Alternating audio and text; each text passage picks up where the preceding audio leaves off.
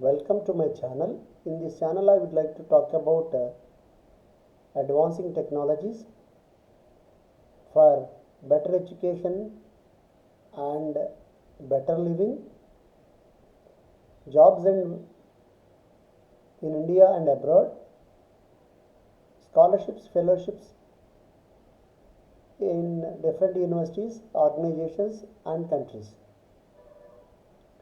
I talk about abroad education and the present condition in Australia. Here it is discussed in this video. Australian universities in deep trouble as borders stay closed. Full reopening is not expected until 2022. Some fear for Australia's ability to recover pre-pandemic share of international students. By Ely Bothwell for Times Higher Education.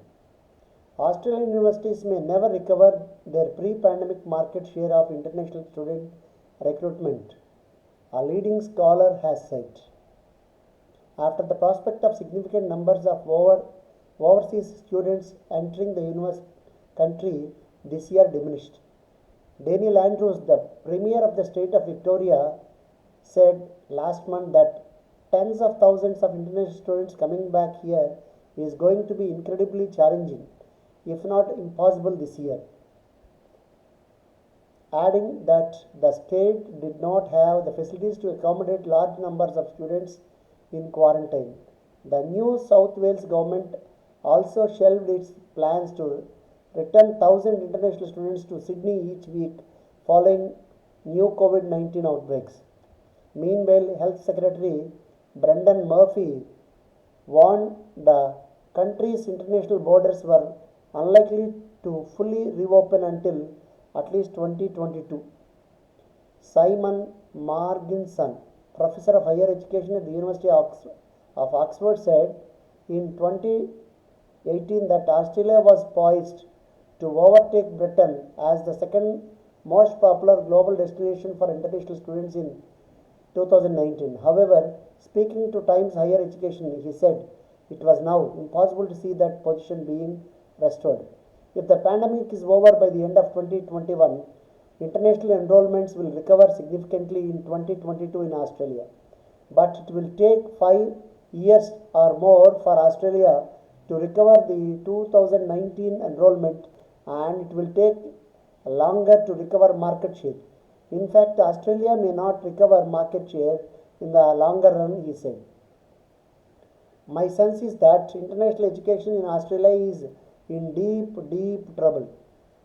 That means higher education is in deep trouble and scientific research is in equally deep trouble because this is heavily financed from international student fees. Marginson, a former professor of higher education at the University of Melbourne, said there is now a major forking of the way between the British and the Australian higher education systems because Australia has closed its borders during the pandemic while Britain has not, as well as the greater dependence on international student fees and weaker public science funding in Australia. My political nose tells me that Australia's government is not greatly worried about the declining position of university science and still less about the overall position of universities in Australia.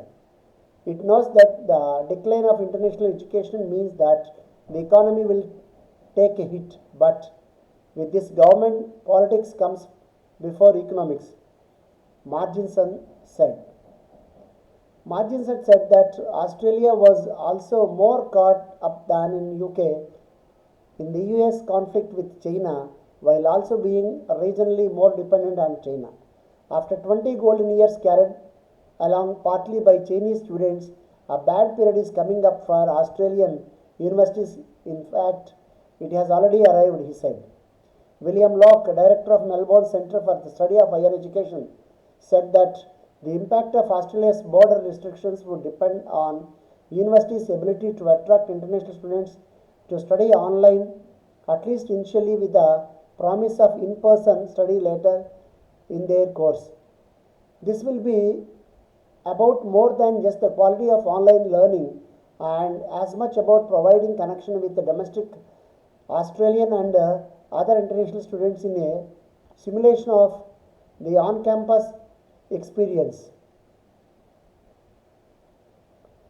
Locke added that it may help that the main competitors for Australian universities, the US and the UK, are in the much worse situation with the pandemic and the political turmoil of Trump and Brexit. Although he said that Australians first rhetoric from the government did not help the country's prospects. Any announcements about loosening restrictions will need to be made sooner rather than later. Giving time for students and universities to prepare and to give a positive message about Australia being fully open again in 2022, he said. Sydney-based tertiary education consultant Clary Field said that the sad reality is that there is little community support within Australia for international students to return ahead of Australian trapped overseas because of our closed border. While Australia may lose some prospective international students as a consequence of our closed international border, the impact on the sector is unknowable at this stage, she said. If the rollout of the vaccine allows for a staggered return of students to Australia over the course of 2021, the Australia is likely to continue to remain an attractive destination. I hope this is the present situation in Australia, and I would like to inform you. Please like, share and subscribe my channel. Thank you for watching. Wish you all the success. May God bless you. See you in the next video.